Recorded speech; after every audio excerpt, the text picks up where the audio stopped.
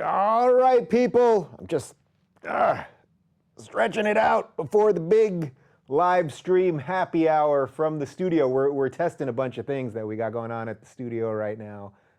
We have we've got a full functioning studio, no doubt about that. And now we're kicking it up a notch. We have a couple of cool surprises coming in the next few days, so we're testing out a few things over here. So we thought we'd do a little Ask Me Anything, a little happy hour with you guys. I poured myself a Corona Light with extra lime in a fancy beer glass. What are you drinking? Let us know in the comments right there. So here's what we're going to do. We'll do a little Ask Me Anything. We can talk Trump. I don't know if you know, but he's going to be inaugurated in 2 days, barring World War VI. And we can talk about Obama's last week, a bunch of other political stuff. We can talk about some fun stuff. I just got a new Nintendo I'm very excited about, all kinds of stuff. And I'll answer questions. And Amira and David are going to be texting things. I've got my trusty iPad here, so I will see everything. So you guys can comment right in the YouTube comment section right down below. We are giving first look access to our patrons. So if you are a member, whatever you do, even if it's just $1 a month over at patreon.com/Rubin Report, your questions will get preferential treatment. You guys are the ones that give us the budget for the show, so we go to you guys first, but we will look at everything. And I guess if you tweet at me too and that kind of stuff, they'll take a look at that. Anyway, it is really just a crazy, crazy time right now. Like, people are just going bananas.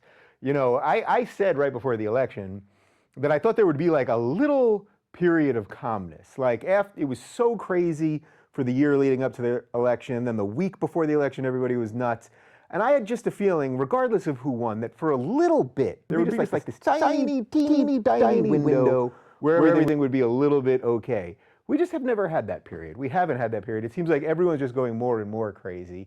You guys know for me, what I've said is, consistently what I've said, is that I absolutely will hold Trump's feet to the fire on these things, but I've basically got to wait until he's in office. So much of what he's done, as Scott Adams talked about when he was on this show, has been about sort of the game and leading people and then doing something else and misdirection, all that. Now, you may not like any of those tactics, but that's the stuff that the guy's doing. So for me to get outraged over cabinet picks before they've done anything and all that kind of stuff, I just think it's short-sighted, and there's enough people doing that. One of the more kind of depressing things that I've seen over the last couple of weeks all across the board is that so many comedians, people who are supposed to be funny, some people who I admire and like, and some people who I know, they're just so deeply unfunny.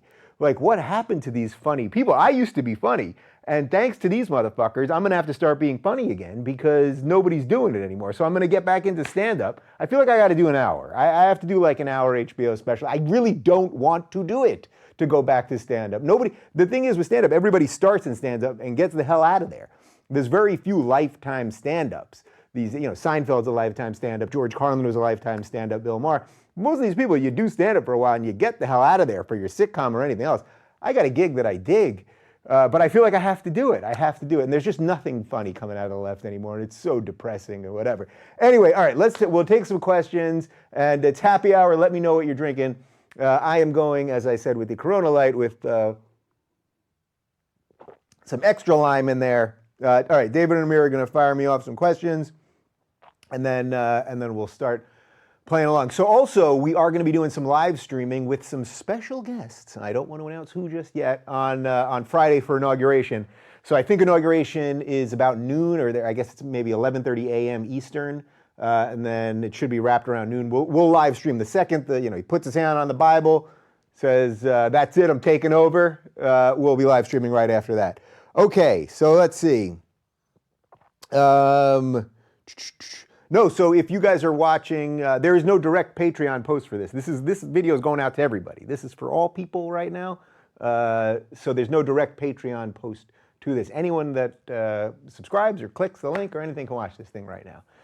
So let us know, throw me some questions right down below. So anyway, we're going to do some live streaming from there. I mentioned earlier in the week that we just invested in some really, really cool equipment that, as far as I know, nobody on YouTube is using, at least nobody in the context of the world, the portion of YouTube that I'm in, that I think is going to really ramp this show up to a new level and change a little bit. We're always going to keep doing the interview thing for sure, but really this is going to add a whole new dimension to what we're doing. So I'm psyched to be testing that with you guys on Friday. Okay, here we go. First question, what are the good and bad things about Obama? Well, the good things about Obama, whether you agree with his positions or not, this is clearly a bright, thoughtful guy. And I think we are going to miss that. I really do. Again, you don't have to agree with him on anything. You don't have to agree with him on economic policy or foreign policy or any of that stuff. But that this is a measured, smart, this is a Harvard law guy. This guy knows what he's saying and speaks in a certain way that I think is thoughtful and intelligent. And I think that, and calming. And I think that, I do think that even if things go great with Trump, we are going to miss a little bit of just sort of a certain way of speaking that's kind of decent that we've had with Obama. I think, look, Obama inherited a horrific economy that could have gone off the rails with him, and it did not. Now, a lot of Republicans and people on the right would say it didn't get to where it should be. Certainly Trump would argue that, and plenty of the people that voted for Trump would argue that, of course. But the economy basically recovered. So that was good. I think he's failed, the foreign policy stuff, I think is where he's failed. And maybe it's just set up that, presidents, no matter what, a certain amount of people are going to hate him, a certain amount of people are going to love him. I think the Syria red line thing, I think is going to go down as one of the biggest blunders in American history. And you can watch, there are videos from when I was on the Young Turks at the time, and I said, before the Obama said the red line thing, I said we should not be involved in this. Now, this was before hundreds of thousands of people had been killed, because it's something like 500,000 people dead now. I mean, this is a true humanitarian disaster that basically we haven't seen the likes of since, for 50 some odd years. I was completely against doing anything for the United States alone. What I was saying is, look, Syria's got other neighboring countries like Saudi Arabia and Turkey. I think Turkey has the third largest army. Like, let some of these countries do something for a change. Every time the United States does something, people hate us. And if we don't do things, people hate us. That being said, when Obama did the red line, and again, you can go back and find the video from probably 3.5 years ago. Once he said that, that does change things, because now you're saying, if you do this, then we have to do something. They used chemical weapons, Assad used chemical weapons, and we didn't do anything. Now, I don't want to be at another war. We toppled Libya. Clinton and Obama did that. Nobody knows why. Does anyone know what kind of government Libya has right now? We're still at war in Afghanistan. Iraq is a huge mess, even though we basically left, but we still have some people there. So, but you want to try to help people when you can. Anyway, the whole point is that it's extremely complex, but I think when you say something, the word of the United States has to mean something. So not only does that embolden the people who don't like you, but then the allies, your allies go, wait a minute. They publicly said they were going to do something with this red line, now nothing happened. So I think that's a huge problem, and I think that's going to go down as his biggest problem. Beyond that, I think basically the country chugged along, and we didn't have, look, we had seemingly lone wolf terrorist attacks, horrific things like in San Bernardino and in Orlando, but we didn't have a mega attack, so of course that's positive. But more than anything else, I think a certain amount of tenor, even though I know a lot of people on the right will disagree with me this and say that he stoked racial tensions and blah, blah, blah. But I think the basic tenor and feeling like we had a smart person in office, I think we will miss. Let's see. All right. How do you feel about, we got a couple things here. Do you think you could interview someone from Black Lives Matter? Do you think that would be challenging? I'd be happy to do it. I have emailed DeRay McKesson. I never got a response. And we've been looped in some tweets together, but I can try on that one again. I don't really know who the actual leaders of the movement are per se, but I would absolutely be happy to do it.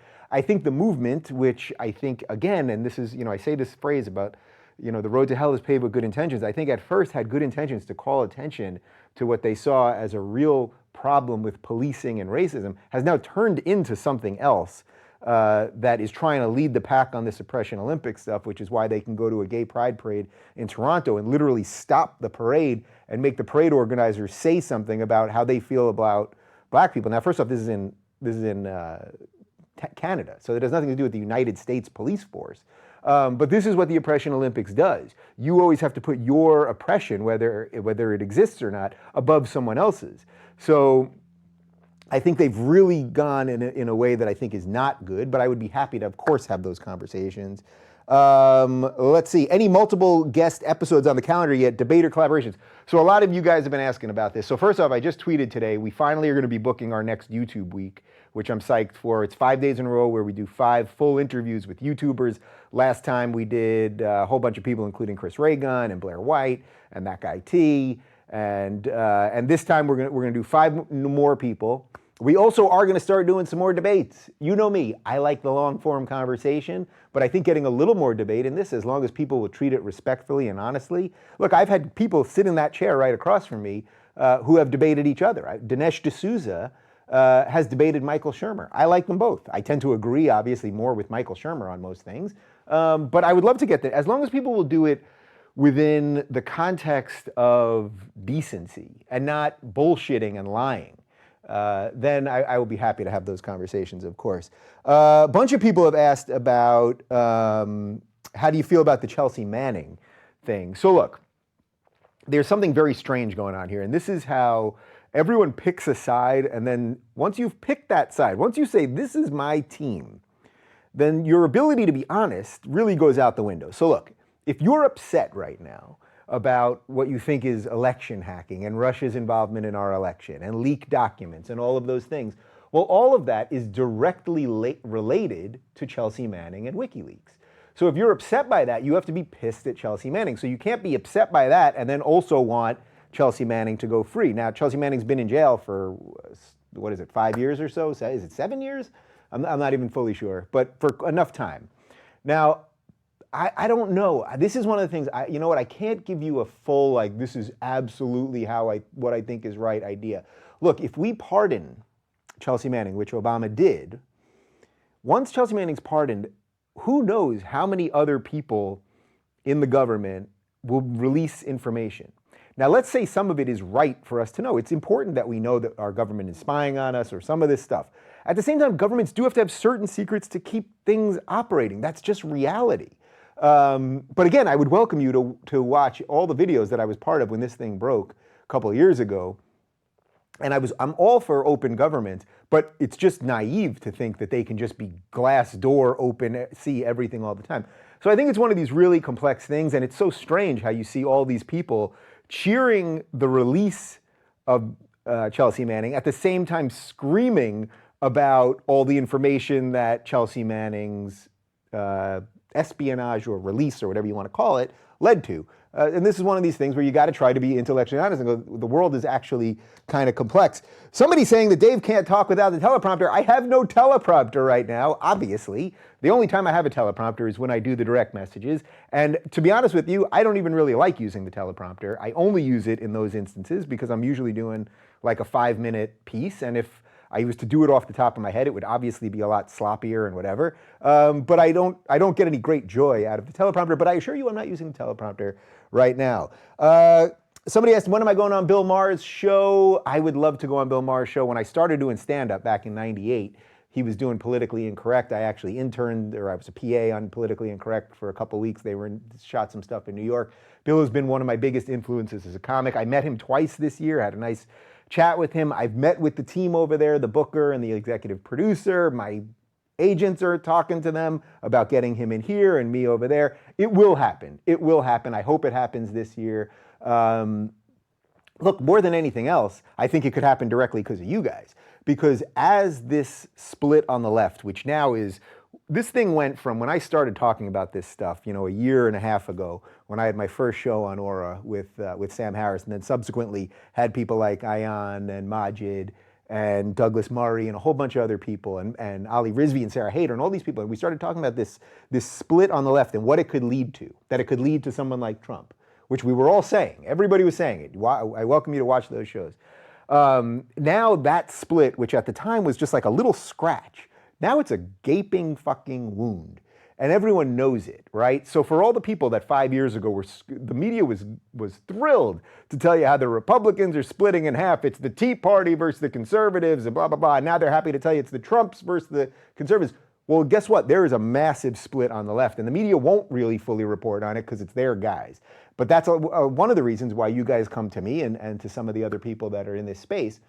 So So my point is really that there will be more reason for Bill to put me on, because I guess I'm a voice in that space, and he sort of exists in that space too, but we exist on it in very different ways. You know what I mean? Like what you guys get from me is the fully raw stuff, right?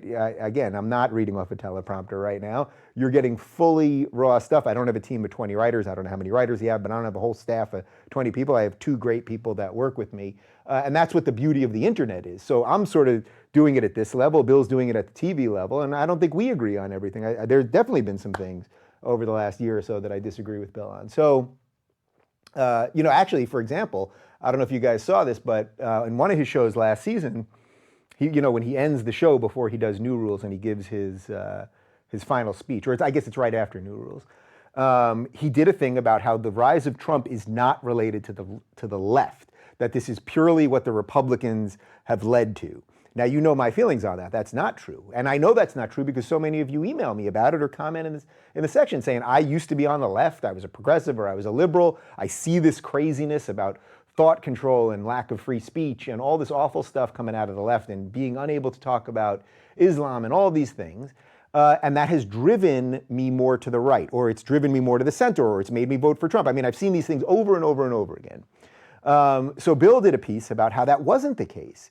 And in the piece, if you look over his shoulder, there's an article where it's Douglas Murray writing an article. I think it was in The Independent, but I could be wrong on that, where in the article, Douglas Murray is making the case that I've been making, which is that it is because of the left that this is happening. And in it, he says, in the first paragraph of the article, if you look really close, you can see it, he says, there have been a few people fighting this in America, including Sam Harris, Bill Maher, and Dave Rubin. So apparently Douglas thinks Bill has been fighting it, but maybe Bill doesn't. But anyway, that would be a beautiful thing to talk about with him. And I think there'll be more reason to have him on. If I don't turn the hourglass, people are going to freak out. All right, let's turn the hourglass. Here we go, people. At the end of this, if we don't have If we don't have 500,000 subscribers by the end of this hourglass, I will do something crazy. I don't know what it will be, but I will do something crazy. Somebody asking what countries I visited. I've been to Mexico, I've been to Canada, I've been to Egypt, I've been to Israel, I've been to Jordan, I've been to England, I've been to France, I've been to Italy, I've been to Holland. I'm sure I'm forgetting a couple in there. The 2 countries that I really want to visit next are Japan, which I've always wanted to go to since I was a kid. When I remember turning over my Nintendo made in Japan, I thought, I got to go to this place. So I've always wanted to go to Japan, and I really love Japanese culture in general. And I'd love to go to Australia. I have a big audience in Australia. I have a bunch of Australian friends. I love Australian people. So those are the next 2 that I want to get to. Okay, the hourglass is counting down. Let's see. Have you tried getting a communist on the show or a hardcore socialist? Throw some names at me and let me know. I mean, I've reached out to a gajillion people. So for the small percentage of people that consistently criticize me for not having enough people on the far left, I have reached out to a ton of people. I've reached out to a lot of people who I really don't like, who I really think are genuinely bad players. I don't have to name them all the time. But at the same time, if you were to even look at my guests in 2017, in just the few weeks that we've been here, I started with Margaret Cho. She's a hardcore progressive comedian. Certainly buys into a lot of the SJW stuff that I don't buy into. We had a perfectly healthy conversation about it. The following week, I had Eric Weinstein. I would say he's a classical liberal. I don't know that he's said it himself, but this is a guy who supported Hillary Clinton, who is the managing director of Thiel Capital. Peter Thiel, at the same time, his boss, right? So this is basically the number 2 guy there. Peter Thiel, his boss, was speaking at the Republican convention for Trump and is on the Trump transition team. So I give a lot of credit to Peter Thiel for that. But again, so I had a progressive, and then I had someone that supported Hillary for president.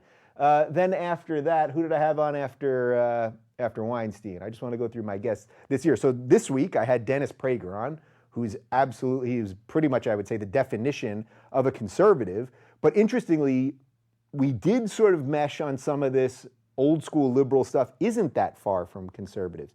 And that's the thing, the crazier that the left goes with all this free speech nonsense and collectivism and all this stuff, well, then by default, real liberals automatically become conservatives because conservatism sort of means holding on to something that's kind of old.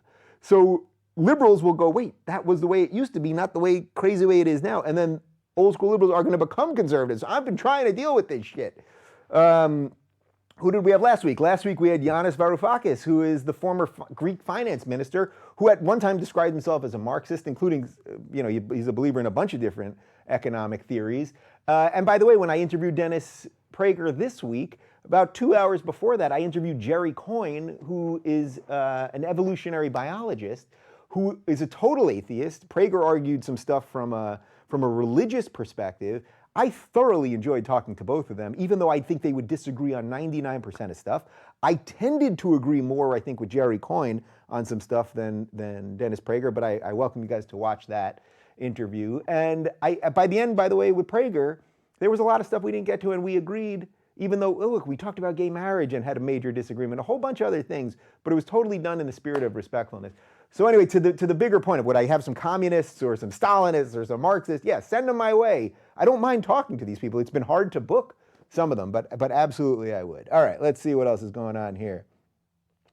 Dave, what's your thought on Kevin O'Leary running for the Conservative Party leadership in Canada? Do you expect him to have a Trump-like win, considering he's outrageous but pragmatic? So for those of you who haven't heard this, Kevin O'Leary, who's Mr. Wonderful on Shark Tank, which is one of the few shows that I watch when I have a moment to watch anything, is running for the Conservative Party premiership, the head of the Conservative Party, basically, in Canada. I really like Kevin O'Leary. I say to David sometimes when we're watching the show, I say, this guy makes the show because he's being the bad guy. He negotiates in a different way. He almost strikes me as a Trump figure with sort of a more clear business sense, at least in the public space. Like you can really see his logic. Where Trump, maybe you can't see his logic as easily. That doesn't mean, a lot of people say, well, Trump's just an idiot. He just says whatever he thinks. He doesn't know what he's saying. And I just don't buy that. I don't think you could become president that way. I just don't buy that. But I do buy that you can't fully see the machinations in his brain. Kevin O'Leary strikes me as a really smart, decent guy who certainly believes in capitalism and individualism and a lot of things that I believe in. And he strikes me as a decent guy too. And believe it or not, I had a bottle of his red wine from Costco and I thought it was pretty decent. So I think that's a good move by them. There's definitely a certain amount of backlash against Trudeau in Canada, although I know a lot of people do still like him. But I do think he's sort of taken the mantle of this SJW bigoteer person. There's that ridiculous picture of where he's in a mosque that's segregated men and women with women upstairs, and he's standing around with all the men, and he says, my sister's up there, but kind of like, it was so like smugly ridiculous. Like, why are you for this segregation? It's just nonsense. So I think there's an opportunity there, and I sense that if Trump is able to do some good things in America, that Canada probably would want to go that route too. Can you get Nigel Farage on the show? I don't want to jinx anything, but I think it's going to happen. He followed me on Twitter. He only follows like 200-300 people. So there's been contact made in the last couple weeks. We're just going to get through the inauguration and see. So cross your fingers on that one. Feel free to tweet at him. But I do think that one is going to happen.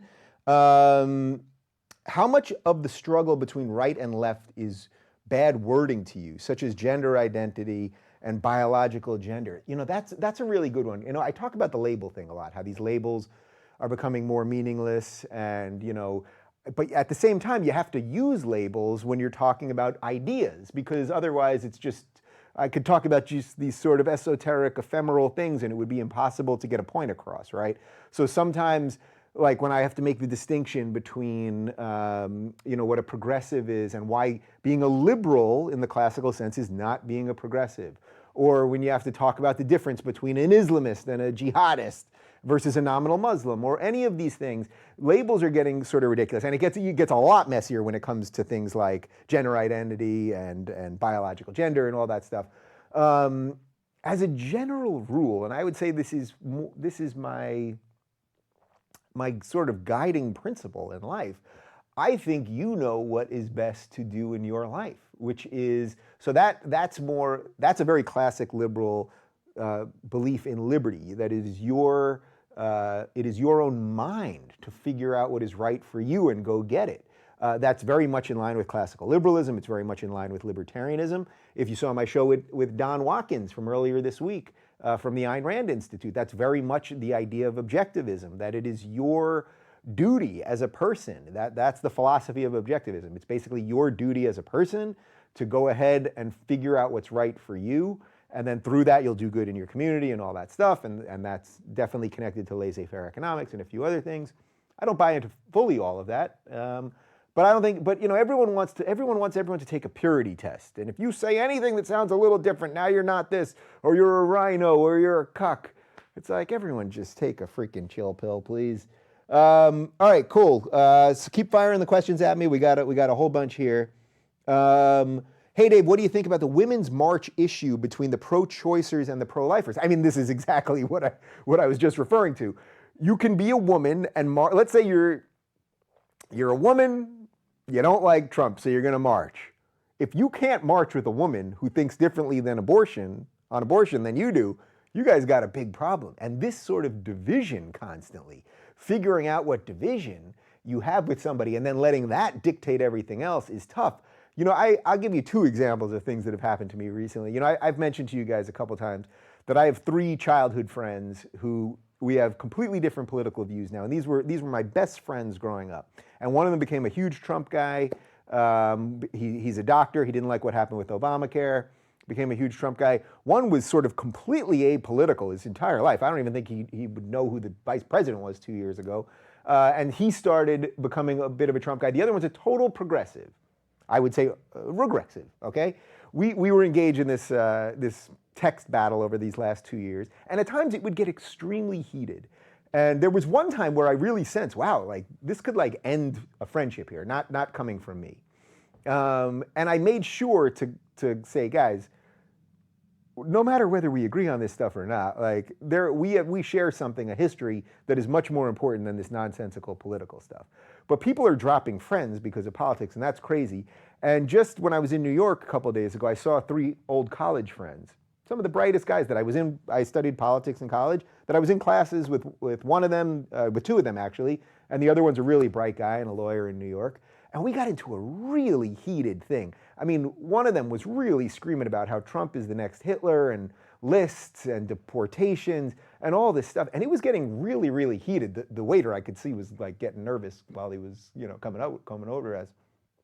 And I made another point of saying, guys, at some point I was just like, let's just cut it here and catch up. You have a wife now, don't you? What are your kids' names? Like, at some point, you got to get past some of this stuff and realize people are allowed to think differently than you. If you don't, then you are a bigot, because a bigot is intolerant of other ideas. A bigot doesn't mean you just hate people because of their race or religion, but you are actually bigoted if you say, look over there, that guy's a liberal, that guy's a conservative, and now I hate him because of that, and I will not tolerate that. So for me, you guys know, I think the progressive ideology is a toxic, collectivist, destructive ideology that is evil and truly misguided.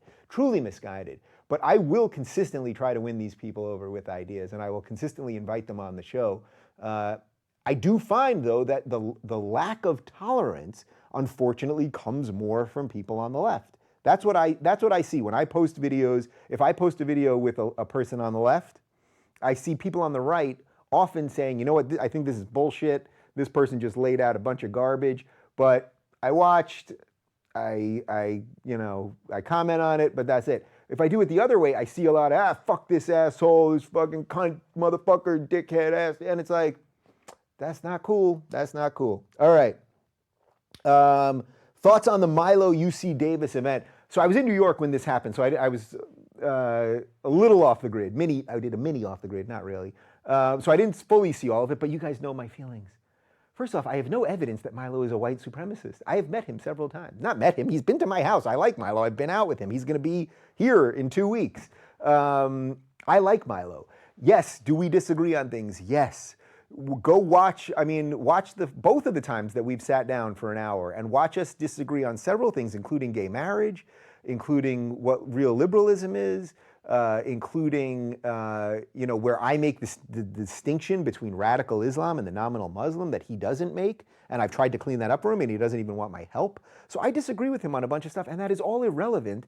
That all of these these virtue signaling fools that won't let the guy speak. Milo I've never heard him trying to, that he wants a country of white supremacism or anything like that. Like, it's crazy. And then I see all these really rich, powerful, influential celebrities that want to boycott Simon & Schuster. You know, they want to boycott. Simon & Schuster's written books probably from every political persuasion across the board. Political persuasion, philosophical persuasion, religious persuasion. I would guess Simon & Schuster's got the whole freaking gamut there.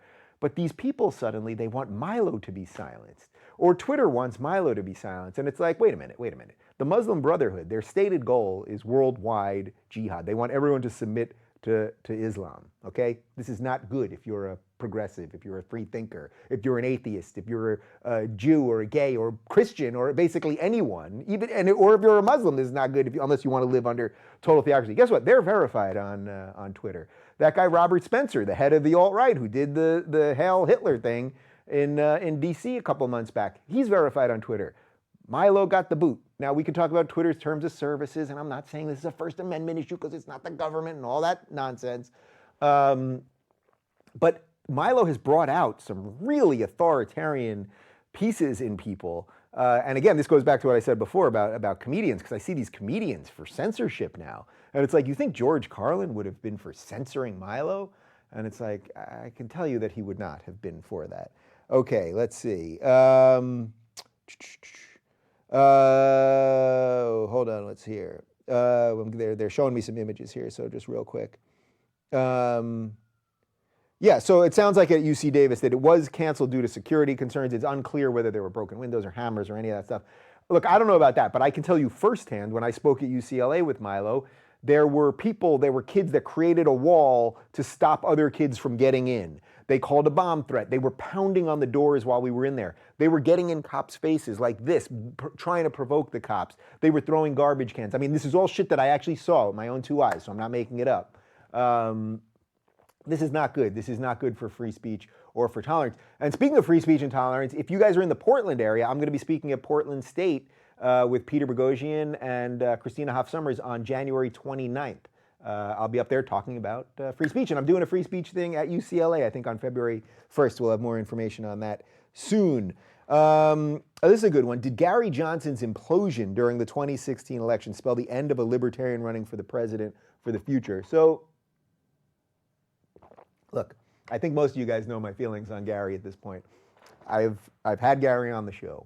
I've spent about a half hour privately with him before that in the green room over at Aura TV. I think he's an extremely decent guy. I think if you were to pick out of Trump and Hillary and Gary Johnson, who's the most decent person out of these three, who's the least corrupt, all that stuff, is Gary Johnson. When I did my video in August about Gary Johnson, my whole point was that this guy can't win. There's no doubt he can't win. But let's get him to the 15% so that for one debate, you guys have all heard me say this, for one debate, let the guy in, let's hear some other ideas. Let's hear some ideas about limited government and states' rights and things of that nature. And guess what? Even if he had crushed it at the debate, and I fully admitted he's not a great debater, and I said Trump would have browbeat him and Hillary would have beat him on policy, that he's not even a great debater, nor is he a great libertarian. This is a guy who wanted to force the baker to bake the gay cake. I would not want that. I would not force a private business to do something they don't want to do. For all of those reasons, I thought let the guy at least get in a debate, because I think that would be good for the country. It would help unfurl some of the two-party system, which we desperately need to loosen up on. From that moment forward, I don't know if he was watching that thing and he got nervous or what, but he was horrible. He was horrible. I mean, the Aleppo moment, not being able to name a world leader he likes, the thing that his tongue started talking like this. I mean, all this stuff is like, man, if there was ever when we talk about the battle of ideas, what ideas are, you get an idea out there and then it doesn't just magically overnight become a reality. But he really could have, if he would have been really prepared and ready for this, I think something good could have happened here and it would have maybe set the stage for some of these ideas to move forward. And I think unfortunately he failed at that. All that being said, you know, to be the third party guy, they only would give him press when he did something bad. So maybe part of his strategy was, I'm going to keep saying stupid things just to stay in the press. Because think about it, the only times you heard about Gary Johnson had nothing to do with talking about limited government or not having a bloated military or what states' rights are, or legalizing marijuana, or not caring about gay marriage, things that a lot of people agree on. The only times you heard about him were Aleppo and this other nonsense. So that also shows why the media is in collusion with the two big parties. And hopefully, after Trump, some of this stuff is crumbling. I don't know, but I certainly hope so. Dave, do you think a Trump presidency could actually galvanize the social justice left instead of making them weaker? So that's a great question. And I would say it's going to galvanize a small portion. A portion of these people, and we see them today. Check this, some clown that I screen captured a tweet about that, he wants to do this disrupt thing at the inauguration, and because he wants to stop white supremacy and anti-LGBT hate and blah, blah, blah. Ask Peter Thiel if Trump hates gay people. Trump he's literally, whether you like Trump or not, he is literally the most pro-LGBT Republican nominee ever. He talked about gay rights in his acceptance speech and got an applause break. They actually stopped him from talking to applaud. Peter Thiel, an openly gay man, spoke about being openly gay and proud before that. That had never happened at a Republican convention before. So even if you don't like everything about Trump, when anyone in life, when someone starts changing, you can't just hold them to the angry shit that you had from before. You have to acknowledge some change, right? As you would want them to do to you. So I think basically this SJW bigoteer nonsense, these people, this oppression Olympics, all this stuff that we talk about so much here, I think there's a massive amount of people waking up to it. And that's why I do think there's a chance that liberals can reclaim the left. There's a chance. I don't know that we can do it. Maybe years from now, I'm going to look back on all this and go, man, I should have bailed on that way earlier because the left went completely bonkers. I think that's a good possibility. I genuinely don't know.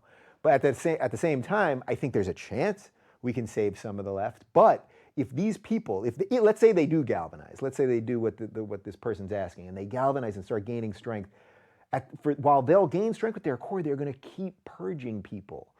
First off, you can have all the people that hate them anyway, right? You can have the conservatives and all the other people that hate them anyway, but then all the decent liberals are going to keep leaving. And if you don't give that group of people that I think most of you are in, I think sort of a new center, as Ali Rizvi says, if you don't give that group of people a new home, they're all going to move to the right. And we see this happening across Europe right now, because you see Marie Le Pen and some of these other things strengthening because it's a reaction to the left. It just is. I know people don't like hearing it, but it just is. Somebody said, who is my favorite interviewer? My favorite interviewer of all time is Larry King, of course. I mean, Larry, even before I knew Larry, I actually did watch his show for many years on CNN, and I always thought he was respectful and curious. And didn't try to, rampage over people or ask gotcha questions. And I guess a lot of that sort of got built into me. I think, I watched a little bit of Johnny Carson before he retired. It was mostly before my time, but I watched a little bit of that. Again, thought he was respectful and interesting, or interested, I should say.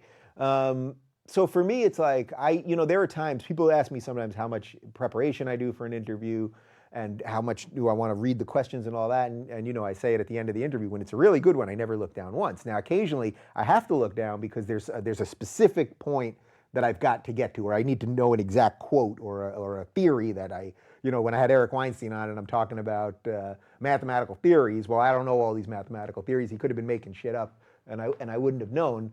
But for the most part, I try to go into an interview saying, sometimes if I know a little bit less, actually, that's better, because then I just hear them and I think, well, what's the next logical thing to ask as the follow-up?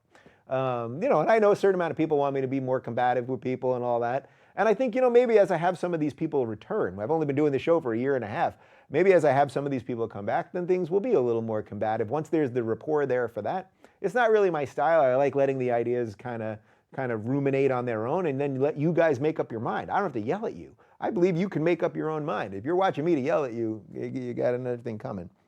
Let's see. Oh, I said Weinstein, but it's Weinstein. It's Eric Weinstein, I should say that. Let's see. Will I ever go back on the Drunken Peasants podcast? Sure. If they ask me back, I'd be happy to do that. No problem. Happy to do it. This is a good one. Where do we draw the line between SJW craziness and common decency towards fellow humans? I mean, look, everyone wants people to be decent. You want to be decent, right? You go out to get gas, you want to be decent to the attendant. The attendant wants you to be decent to them. You go to Burger King. You might say hi to the person behind the counter. Be decent to people. I don't know that the government is supposed to teach everybody that, but at the end of the day, the truth is that you are allowed to be racist in your own home, or even out on the street. You're not allowed to act out on people. You can't do violent things towards people, but you're allowed. It's just the sad truth, and I don't think we would have it any other way. I don't want the thought police. So you're allowed not to be a good person. You're allowed to be a grumpy, bigoted asshole. You just are. But how do you draw a line there? Well, I think the way you draw the line, really, and I've said this a few times on the show, I think I did this in a direct message in the last couple of weeks, is that if you really revert back to liberty, if you revert back to the individual and liberty, then you will fundamentally be good to people, because everyone you meet, you would judge as their individual self. So in other words, you wouldn't go somewhere and see a gay person and judge them because, oh my God, I knew this gay person who lived next door to me and he was an asshole. He was always out partying all night and doing drugs, and now here's this gay person. No, you'd say, oh, you happen to be gay? I don't even know how you would know that necessarily, but you happen to be gay. I would judge you as an individual. And this would go for a black person or for a Muslim person or anything else. So individualism, that's why I talk about individualism. That's how you escape the SJW nonsense. Stop judging by the collective. They keep telling you that these people, these SJW bigoteers keep telling you that they're not the racists, they're not the bigots, except they view everything through that lens. The only way to combat that is by individualism, by doing what's right for yourself. And I think by doing what's right for yourself, you will do good for the people around you. What are your thoughts on technological unemployment and universal basic income? This has come up a bunch lately, and I've definitely got to get somebody on to talk about universal basic income. From what I know about it, I'm not sold yet. I don't think the idea of putting everyone at sort of this equal level actually would create equality. I think it would create this sort of fake equality. So I'm not personally into it yet, but I know it is gaining a little bit of steam, and I absolutely will have someone on to talk about it. Technological unemployment is interesting because we are going to keep automating to the point that we will put a lot of people out of work. This is one of my things with the minimum wage. So, they can tell you that they want $15 minimum wage. Now, I personally am not for the government telling private businesses how much the market should dictate what they can pay what they have to pay their employees. But even forgetting that, just logically think. I just saw this thing, I've mentioned this a couple of times, that Amazon is going to start opening up stores where there are going to be no people. It is going to be completely automated, and you're going to walk in, scan your phone, or it'll automatically scan your phone when you walk in. You're going to press a button. A robot's going to bring you your thing on a conveyor belt or a drone or something. I mean, this is coming, and that'll be it. Well, now if you force them to pay more for people, you're just going to get more and more of that and put more and more people out of work. That's just a simple truth. So if you force McDonald's, I know it sounds right? It sounds right. Like, the average McDonald's worker should be paid more. That sounds right. And maybe there is some truth to that. I don't think that the executives at McDonald's all have to make that much to survive. But you know what? That is sort of how our system works. And I don't know that there's a better system. I don't think that constantly redistributing that will make it any better. But the point is that if you say to any company, all right, you've been paying $8 an hour for this, and now we're going to double it. You're going to basically have to double it, and let's go to 15. Well, then they're going to say, you know what? We're not going to have a human behind the counter at McDonald's anymore. You're going to have an iPad, and then you'll have one guy that comes in and services iPads once a month, and that'll be it. So it's about how do we get people out of minimum wage jobs and and I think all of that is through education. But I definitely want to explore this stuff more, for sure. Somebody said Milton Friedman advocated for negative tax system, which, as I understand, is essentially a universal basic income. So I'll definitely do more on that. I think, I hope you guys understand that I don't pretend to know things that I don't know about. So this is a case where I'm going to chalk it up to that. Dave, any chance of Elon Musk or Peter Thiel on Rubin Report? I'd go bonkers for that. We've definitely reached out to Thiel. There's been a little headway on that front. I think we've reached out to Elon Musk, but I can ask the guys. Of course, I would love to have either one of them. There's so many things upside down right now. Thiel's part of the transition team for Trump. Elon Musk was in there meeting with Trump. So many interesting people are walking out of there. Jim Brown's walking out of there. what's his name from Steve Harvey is walking out of there, Trump Tower. There's a lot of things upside down right now. Also, it's clear that the mainstream media's control over everybody is just crumbling by the second, which is wonderful. So I think there's going to be a lot more opportunity to get some interesting newsmakers in here for sure. Dave, what do you think about free college? Well, I don't think that there should be free college. Well, first off, there's no such thing as free, right? When you're saying free, I mean, you have to pay professors, you have to pay janitors, you have to pay the workers that work in the cafeteria. So there's no such thing as free. What you mean by free is that should we tax people a certain amount to make this level of education free? Now, I'm absolutely, and this is where I would not be a libertarian, I'm absolutely for funding public education. I come from the public education. I went to public elementary school, I went to public junior high school, I went to public high school, I went to a public state school, I went to SUNY Binghamton, State University of New York, Binghamton. It was not very expensive, which is why I was able to go there. I didn't have a choice to go to a private school. I went to SUNY Binghamton, I got a good education in political science. I may be the only person on earth using a political science degree for something. I guess that's what I'm doing here, right? So I believe in a strong education system. So I do believe there's some, so I'm in the way that I'm not a pure libertarian or pure anarchist, that I don't think taxes are theft. I think you have to have some societal norms. I think driver's licenses are okay, things of that nature. And I can have a perfectly healthy disagreement with some of my friends on this. I would say you have to have a healthy education system, but I don't think free college is necessary. But I think you can figure out ways through grants and through private organizations and everything else to make college more affordable. I think what's happened with the private college, I mean, you have private colleges that are costing $35,000, $40,000 a year. That's absolutely insane. And these doctors that are getting out of school and that owe 100 grand. I mean, that's bonkers. They have to work for years just to get out of debt so they can be doctors. That doesn't make sense. So we have to figure out some ways to deal with some of that stuff. Somebody asked when Stephen Fry is returning. We're working on it. He's a great guy. He did say he'll come back. He's busy. He's got this sitcom on CBS, which I haven't seen yet. But I think he's in the process maybe of moving to the States. I don't know. We've gone back and forth for a little bit, but absolutely will. And he's a great guy. Dave, please reconfirm the upcoming interview with Phil DeFranco. This would make me very happy. So Phil agreed to do it.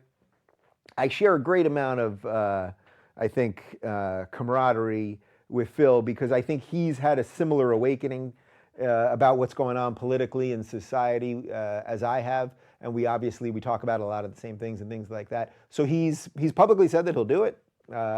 I direct message him on Twitter, haven't heard back yet. So harass him a little bit, harass the guy, and then I'm sure he'll do it. I have no doubt that he'll do it. And he's a good guy. And what I would love to talk to him about beyond just politics is that he was in this space. He was in this YouTube space well before I was. I think the guy just cracked 5 million subscribers and created his own thing. And I think that's a beautiful thing. And that's a great argument for capitalism, by the way. And it's a great argument for liberty and doing what you think is right for your life. When are the fan shows going to be on again? I think we have one tentatively booked for March, if I'm not mistaken, unless someone yells at me through the window. And as I said, we are doing a YouTube week, which will be, you guys will see it, I believe, starting the last week in February. But we are going to do a fan show for sure. I mean, that really, I've said it before, but that thing was really one of the most rewarding things, one of the most rewarding days of my life. I mean, to talk to 20 people in a row. We shot it all in the course of one day. We did a quick little lunch break.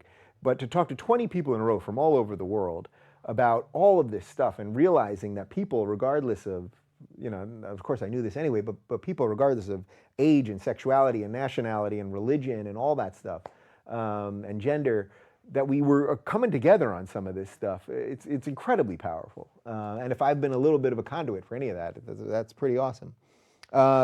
Dave, what do you think will be the next world upset after Brexit, Trump, and the Italian referendum? Or against the popular grain type voting? That's a good one. What do I think the next one is going to be? I think what will be interesting is to see what happens in France. Because, France is sort of at the crossroads right now of, are they going to continue down the path that they're going down, which they're having all sorts of problems with migration and with terrorism and integration and all that stuff. So are they going to continue that, or are they going to then choose someone like Marie Le Pen, who's on the right, who may deal with it in a different way, in more of a Trump-like way, although the truth is we don't know how Trump's going to deal with it even here at the moment. We just don't know yet. So I think France is going to be the next one. And I actually think that the next thing is that it seems hard for me to believe at the moment, but maybe things will change over the next little while, but it seems hard for me at the moment that the European Union is going to exist in 10 years. It seems like these countries, and I would say watch my interview with Yanis Varoufakis, former finance minister of Greece, as to why this doesn't seem like a sustainable or even right thing to do. And I would say that if I lived in the UK, I think that I probably would have voted for Brexit, because why would I want my life decisions to be made by people, by bureaucrats in Brussels? Now, at the same time, I understand why the free trade stuff was good and some of this other stuff was good, and why they thought in theory that the borders, making it easier to cross borders was going to be better and all that stuff. I suspect that's what I would have voted for. So I think the continuing crumbling of the EU, I think, is going to be the next big one. All right, so let's see. Oh, David, are you going to interview Stefan Moilenou? Yeah, we've agreed to do it. I've been on his show, I think, twice. He will do it. We're trying to make it happen in studio. So I think maybe it'll happen at the end of February or something, but we're working on it. Dave, what do you think the future holds for journalism? That's a good one. I mean, we're seeing it unfold right now. Nobody trusts the mainstream media anymore, and it's their own fault. It just is their own fault with all of the stuff that we saw with WikiLeaks and coordinating things with campaigns. And, even just today I saw something about how somebody was saying that maybe they won't do a White House Correspondents' Dinner anymore. So the White House Correspondents' Dinner, you can find videos of me talking about this like 4 years ago, saying that this was the biggest corrupt bunch of bullshit ever. That the same people who are supposed to guard the hen house are selling the eggs out the back door. The people that are supposed to be calling out the people in power are going to parties with them and taking photos with them and drinking with them and all that stuff. Now, I don't think in and of itself that any of that is necessarily that bad, right? We're all humans, so I don't think that let's say a governor can't be friends with a reporter. But at the end of the day, if you keep being invited to parties, it's nice to feel cool. It's nice to go to the cool kids' parties. It's nice to go to fancy events and be around power. That's just reality. And they were all throwing it in our face this entire time. And I heard that maybe they're not going to do it anymore, and I actually think that would be great. By the way, that's, if you hate Trump, one of the biggest silver linings you've got right now is that the media that has been so lackadaisical and boring and bullshitty over the last 8 years might have to wake up now. So maybe there is some silver lining for you there. But as for journalism, I think probably what I've realized is that I've started to trust people more than I trust news organizations. So there's specific people that I like more than the organization themselves. But there's a lot of garbage out there, and it's really, really hard. And I tell you guys the best information that I have. I have never once intentionally lied on air. I've never once intentionally distorted what someone has said. Have I made mistakes? Absolutely. I'm sure, especially related to science, probably some math stuff. Have I accidentally maybe slightly misquoted someone or something like I've made mistakes without question, and I try to own up to them when I do. But I don't repeatedly lie. I don't lie. Period. Really, in this scheme of things that I'm doing with you guys, I don't. And I don't even think it sounds like I'm being so lofty right now. I don't. I think it's just what I would want. I only look, if 1,000 other people were doing what I'm doing and were doing it better than me, I'd go find something else to do. As I said, I'd try out for the NBA and see what happens. Any thoughts on having live streams with guests so your audience can ask them questions? Absolutely, and I think this is one of the things we're going to start pushing, which is a good segue to on Friday. We're going to do a live stream thing in a way that we've never done before. We just got some fancy new equipment that we're going to be testing out after the inauguration. We've got a couple guests that I think most of you know, and we're going to have a couple different people at once doing all kinds of cool stuff.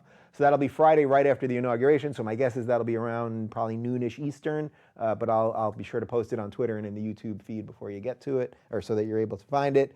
Let's see. We'll go for about 5 more minutes. How about that? Where in the world would you like to live if you could not live in the USA? Well, if I can't live in the USA, then shit's really gone bad. And, I'd probably, I don't know, maybe completely off the grid. I really don't know.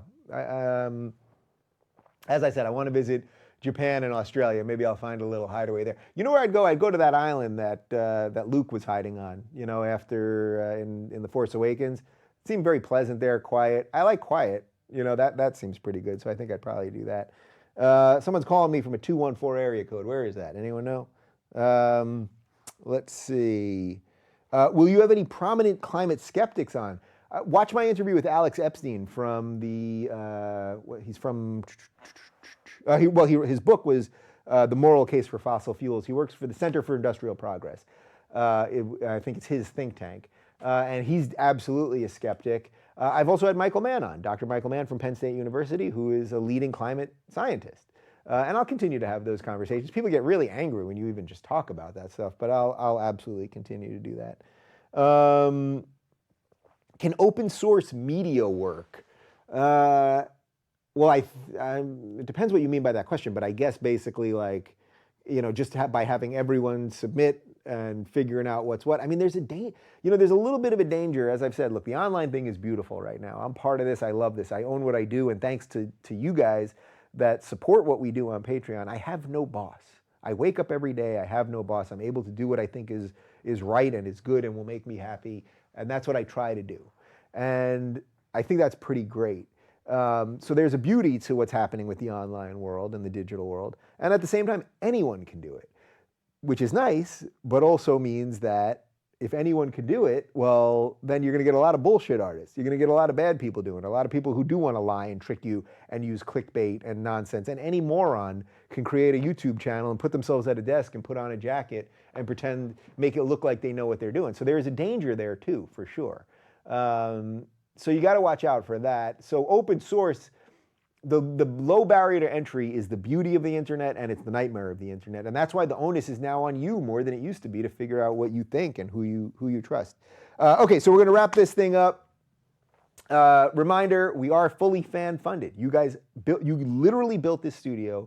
You guys helped us build a studio, helped me move into this house, helped us expand tremendously, helped us get some new equipment that we're going to launch some new stuff starting on Friday. And we have, by the way, we have big plans to change a few things and add a few things and do a whole bunch this year. 2016 for us was building the bones, building the skeleton of what I think we can really do here. And 2017 is where we blow this thing out of the water. So we are fully fan funded. It's patreon.com/Rubin Report, or you can go to rubinreport.com/donate, where you can make a one-time donation on PayPal.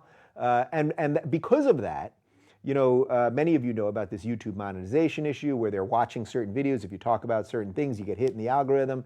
You don't make money on them.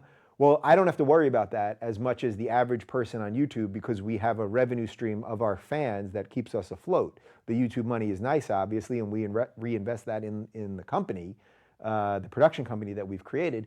But if I was totally beholden on YouTube money, we could never do this. We could simply never do it. I could not afford to do what we do. But B, I would have to not talk about certain things because we know that they wouldn't monetize that well. The free speech stuff doesn't monetize that well. The stuff about Islam and jihad and terrorism, all that stuff doesn't monetize that well, which really sucks. But we're working on a couple other partnerships and a couple other things like that. But more importantly than anything else, I'm fan funded. There's about 3,000 of you that allow the other hundreds of thousands of you, if not millions of you that watch this on any given day, the ability to do that. So I am only beholden to you guys, except I don't even know what you guys really think about everything, because I get some messages from you, but I think you guys are all over the political map, and that's a beautiful thing. Okay, anyway, on that note, we're going to do the live stream on Friday. I thank you for joining me for happy hour, and yeah, we're just going to keep on chugging along. And remember, just don't go crazy. Everyone's going crazy. Be one of the people who doesn't go crazy in the craziness. All right, that's it. Cheers, everybody.